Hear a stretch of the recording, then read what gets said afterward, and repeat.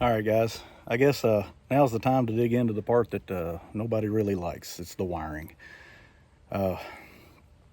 It'll seem overwhelming whenever you first start out. Uh, there's no really good place to start.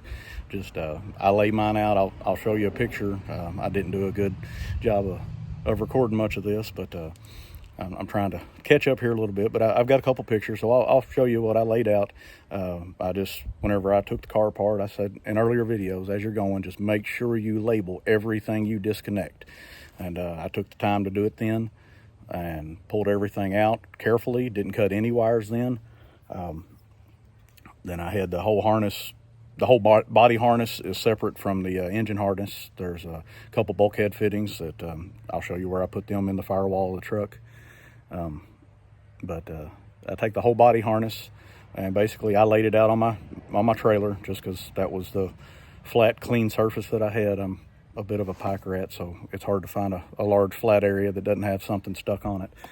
But anyway, I'll show you a picture of that. It's laid out, and I set that up kind of in the direction that it would be in the car. The big bundles across the front, of course, go under the dash. It breaks up into a couple harnesses under the dash, which we'll separate most of that out and make one for the truck.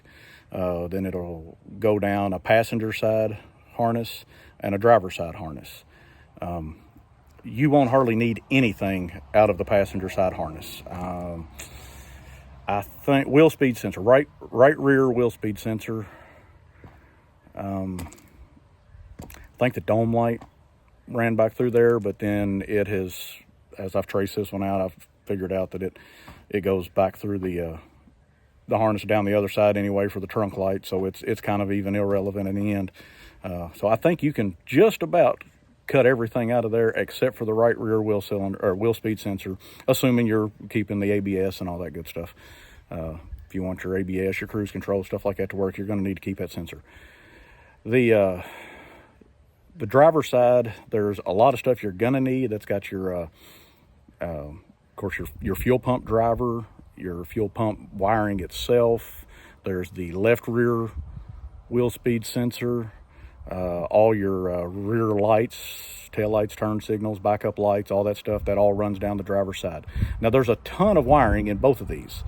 All your doors, your power door locks, your door ajar switches that run to each door, power windows.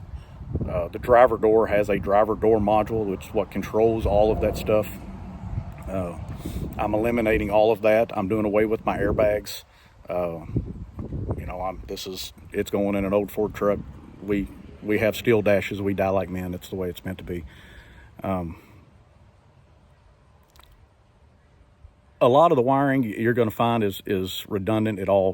Not really redundant, but everything that feeds down to one side, like all your power door locks and everything, also comes back to the driver door. And because you've got controls for all the door locks and all the windows and everything in that one door. So a lot of that wiring, it looks like a lot of wiring, but once you start cutting stuff out and just weeding it out, it actually goes fairly easy. You'll figure it out. The wires are color coded pretty good. You can get a schematic. You can buy a manual online that's got all the schematics in it. I never have bought one.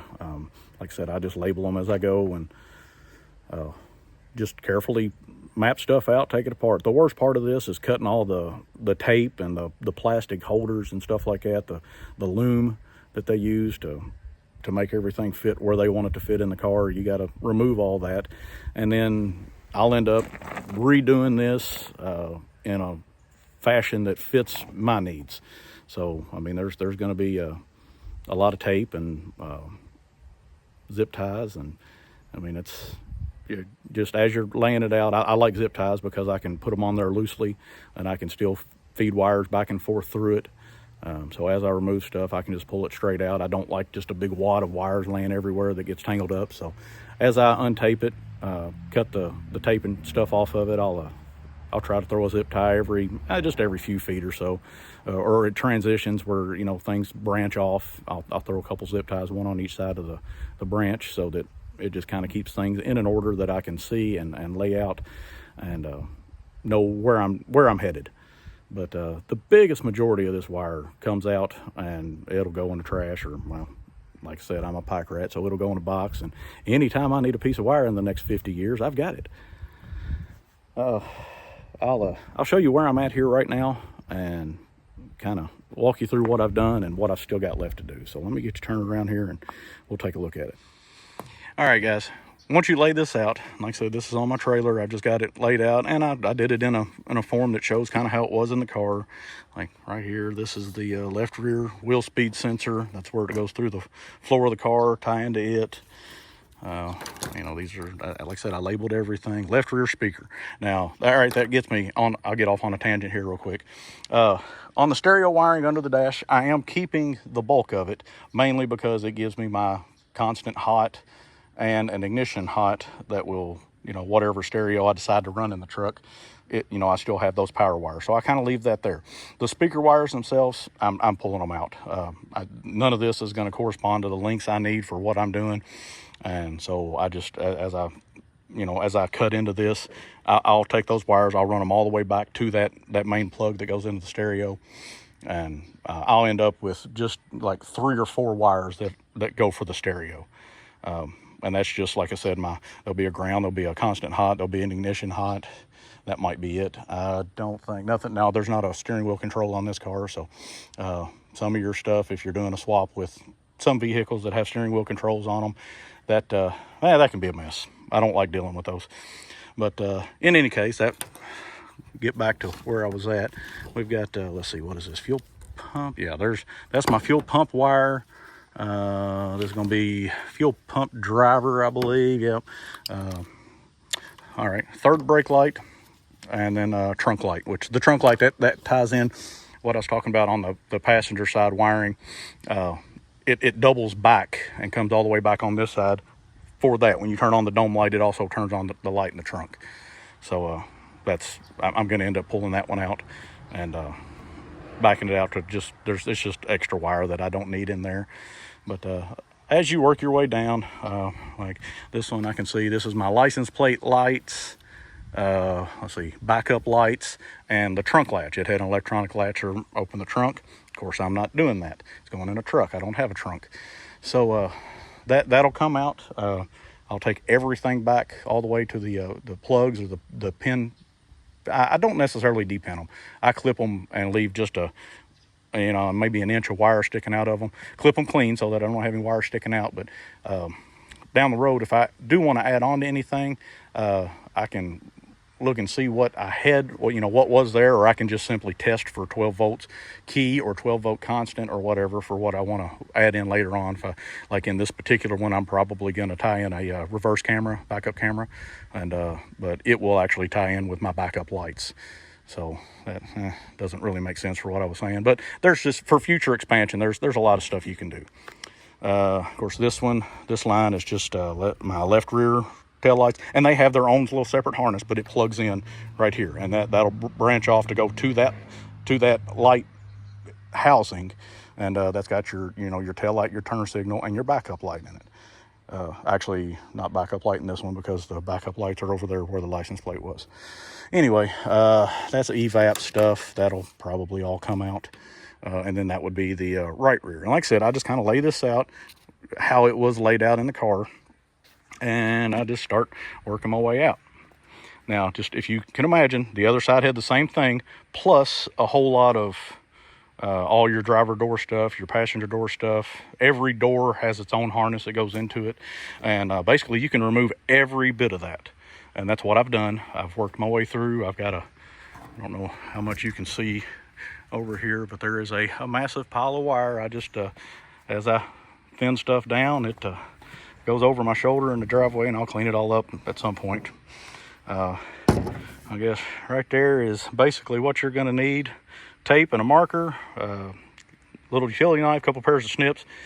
You're going to need a few zip ties and a lot of patience. But now this is where it kind of looks like spaghetti. This is after I've cut all the loom and everything off of the stock wiring harness. And these will break up. Let's see. Yeah, Like right here, there's 2 plugs. That one, you can see I've labeled it A, that one's labeled B. And then on this side, there's B, and this is gonna be A. So you can unhook the majority of, like everything that goes down this side of the body is a separate harness. You can unplug it and separate them.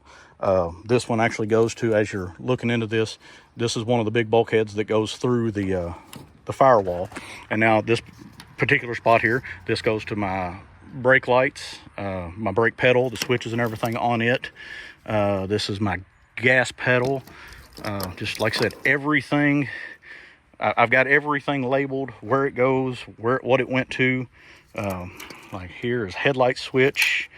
That's those 2. This is my fuse panel. I'm running the Crown Vic fuse panel.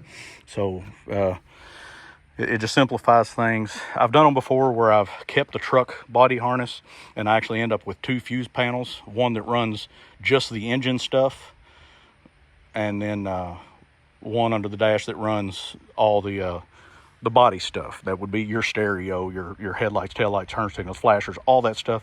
On this one, I stripped every piece of wiring out of the truck, and we're going back in with all the Crown Vic stuff. It's way newer, it's in far better shape, and it simplifies things. I've done it both ways. Now, where I don't necessarily like running, in this particular one, I'm running the Crown Vic steering column, steering wheel and everything. And while that works, it makes it simple. It hooks everything into a central location. My cruise control and all is on it. That's great, but man, I just don't like the way it looks. But form over beauty, I guess, or function over form, whatever, however you say it. But in any case, as you see, I just kept thinning things down. Now this is a lighting control module. I'm keeping that because that handles all of my lighting stuff, everything. This is what will, like whenever you shut your door, the dome light will fade down slowly. You can, I don't think it does on this one, but on some vehicles you can adjust timing and everything on that. It's going to be all your lights, your warning lights and everything on the dash. I've got my OBD2 port right there.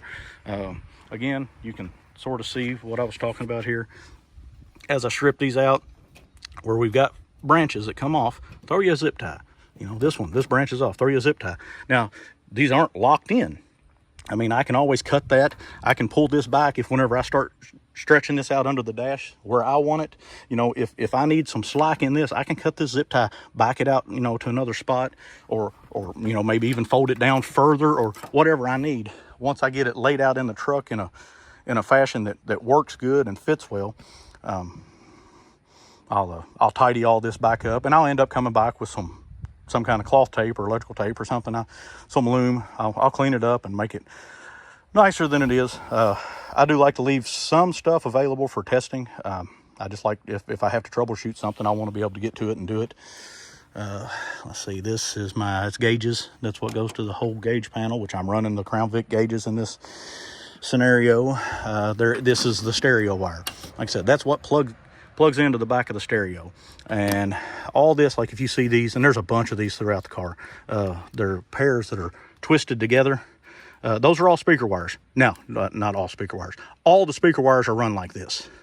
Now, also, if you look, like I've got that pink and white and purple bundle laid right there, that happens to be the right rear wheel speed sensor. Those are twisted up as well. So don't just assume you can cut all the twisted wire out, because you can't. You can. It doesn't affect the engine running, but it does affect some of your accessory stuff as far as cruise control and ABS and stuff. But I'll end up trimming out all these speaker wires and everything, and I'll get down to, of that bundle of wire that's in there, I'll keep about 3 or 4 wires. This stuff, it all goes to HVAC. I don't remember what that was. Oh, that's my cigarette lighter, which, nobody uses it for a cigarette lighter anymore, but that's that's where I charge my phone. So I do want to keep that. I'll have it wired up in the truck. I think that was like a glove box light. I'll leave it in there because I may end up putting one in. And then as you come to this end, same scenario where what I did on the other side. I had A and B. This is C and D. This plugs in. Let's see. There's D. There's C. These plug in. Most of this, it's going to end up running through this main harness. I'm just going to double it all back up, fold it up neatly. But all this on this side of the car, it's just about every bit of it is the AC controls and stuff. It's what, the computer's got a spot that whenever you turn the air on, it's going to go ahead and turn your electric fan on. It's going to bump your idle up. If you go to full throttle, it kicks out the compressor. I want all that stuff to still work. And that's what all these, most of this wire, most of that's all signal wires, but it's just telling stuff what it needs to do. It'll trip relays under the hood. That's where it all ties in here. It'll run through bulkhead right there. But the big power all comes from under the hood at the battery. They've got it laid out, man. Engineers spend a lot of time laying all this stuff out, so I want to utilize all of it that I can and just use what I need. And if I don't need it, I'm just removing it. That mess over there, some of them are longer than they need to be. Some of them are shorter than they need to be. I could really get in there and clip them and get them all to an equal length and make it lay out really nice and everything. I'm not gonna. Once I get it all suited up where it works, plug everything back in. I'm gonna set the motor and transmission back in this thing maybe today or tomorrow. And gotta do some fuel lines, and I'm gonna have to stretch some of my wiring here because the truck's longer than the car was. But I'll just lay this wire out as neat as I can get it. I'll fold it back over itself, not super tight. I'm not going to bend it where I'm breaking the wires or anything, but I'll just wrap it up, let it double back on itself a time or two, tape it up, get it in a loom, just clean it up, make it nice, make it where the plugs go where you need them to go. But it's, like I said, it looks daunting, it looks overwhelming, but when you really break it down, it's just, a few wires in each one of these, and take the stuff you don't need and get rid of it. Like I said, there's what I've thrown out of this, and this is just the body harness. There's several things under the hood. You could kind of do some of the same stuff. Most of it is for what I'm doing. I'm running the headlights, taillights, and everything, so most of that harness will stay untouched. I guess I could go through and pull out the airbag sensors and all that good stuff, but I may or may not at this point. It just depends. But I just take everything back to either to the fuse panel and or to the bulkheads that go through the firewall. Like right here, you can see this is some stuff that, these are all heavy gauge wires. They had some stuff on it. This was a P71, like a cop car. So it actually has more wire in it than the civilian models. It's got stuff run power wires back to the trunk for accessories you might use. It's got stuff that goes under the dash for the computers and everything that the officers themselves would need. But so there's a lot of wiring in here that is not even used. Like I had two pieces of a harness on the passenger side that weren't even hooked up in this car. This was like a detective car. It wasn't an actual patrol car, so it didn't have a lot of the tools that the patrol officers would have in it. So there was just a lot of unused wiring on it. It's just stuff went to nothing. But again, if you don't need it, take it out. I hang on to the wiring because wire's expensive and I'm cheap. So anyway, I'm not going to bore you with a whole lot of this. I'm not going to make you watch me do all of it or anything, but I'm going to finish this last side here. I'm getting ready to start cutting the wrap off of it. Like I said, that's about the dirtiest part. It's sticky. The wires will be sticky whenever you take it apart, but just do your best. Cut it off. I found just a good pair of scissors, not super sharp pointed scissors because they'll stab into wires and stuff like that. So I've just got a cheap set. I'm sure they came from Harbor Freight. But just start at a spot where you can get going and start cutting up the sheathing. Try not to clip any wires. If you do happen to damage one, fix it then. Don't say, oh, I'll find that later, because you won't. You'll forget. I do. But if I do happen to nick one, I'm going to go ahead, and if I didn't cut the wire, I'll just tape it. If I've actually compromised the wiring itself, where I've cut some strands and it's only half there, I'll clip it and strip it back and put a butt connector or something on it, and then tape it up. But just take your time. Like I said, a lot of patience. That's all this is tedious. Just sit down and spend your Saturday covered in wires. That's what I'm doing. So there it is.